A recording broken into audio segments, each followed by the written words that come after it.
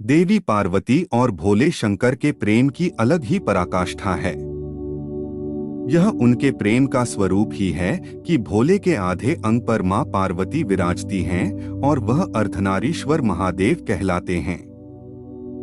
लेकिन एक बार कुछ ऐसा हुआ कि देवी पार्वती ने भोलेनाथ को शाप दे दिया। हालांकि उनके साथ उन्होंने अपने ज्येष्ठ पुत्र कार्तिकेय, भगवान विष्णु और रावण को भी शाप दिया। आइए जानते हैं क्या है यह रहस्य। नमस्कार दोस्तों, आप देख रहे हैं भाग्य वचन चैनल को सब्सक्राइब करें।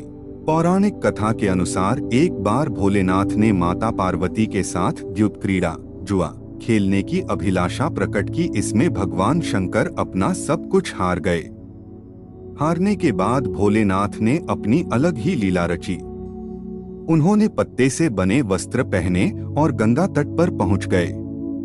यह बातें जब कार्तिकेय को पता चली तो वह माता पार्वती से समस्त वस्तुएं वापस लेने पहुंच गए। विधान से पूजन अर्चन और उनके मंत्रों का जाप फलदायी माना गया है। गुरुवार का दिन देवी देवताओं के गुरु बृहस्पति का भी माना गया है। गुरुवार का व्रत कर भगवान विष्णु का पूजन करना बहुत ही फलदायी माना जाता है। कहते हैं कि भगवान विष्णु जीवन की हर एक बाधा को भक्तों के जीवन से दूर करते हैं। अगर आप गुरुवार का व्रत रखने के साथ ही प्रभु विष्णु के मंत्रों का जाप करते हैं तो इससे अनंत फल की प्राप्ति होती है।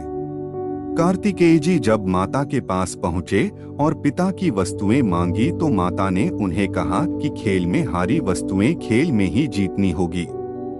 इसके बाद खेल शुरू हुआ और इस बार खेल में पार्वती जी हार गईं तथा कार्तिकेय शंकर जी का सारा सामान लेकर वापस चले गए।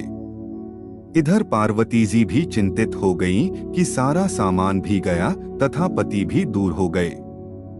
पार्वती जी ने अपनी व्यथा अपने प्रिय पुत्र गणेश को बताई। मां की पीड़ा सुन रहे गणेश जी इसका समाधान समझ चुके थे और स्वयं खेल खेलने भोलेनाथ के पास पहुंचे। इस बार भोलेनाथ जी के साथ गणेश जी खेल रहे थे। इसमें गणेश जी जीत गए। लौटकर उन्होंने अपनी जीत का समाचार माता को सुनाया।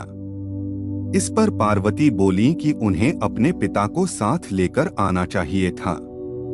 इसके बाद गणेश जी फिर भोलेनाथ की खोज में निकल पड़े।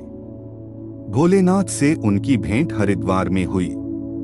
उस समय भोलेनाथ भगवान विष्णु व कार्तिकेय के साथ भ्रमण कर रहे थे। पार्वती से नाराज भोलेनाथ ने लौटने से मना कर दिया।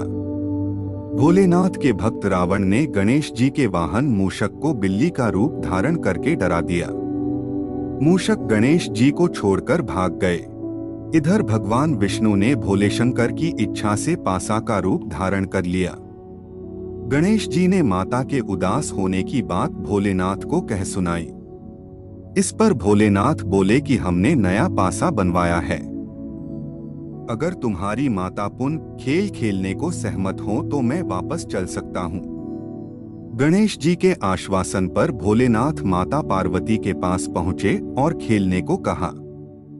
इस पर माता पार्वती ने उनसे पूछा कि अब उनके पास खेल में हारने के लिए क्या है। माता पार्वती की यह बात सुनकर भोलेनाथ चुप हो गए।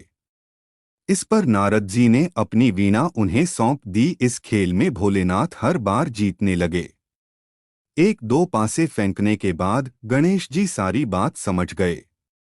उन्होंने पासे रूप में भगवान विष्णु का रहस्य माता पार्वती को बता दिया। यह सब सुनकर माता पार्वती को क्रोध आ गया।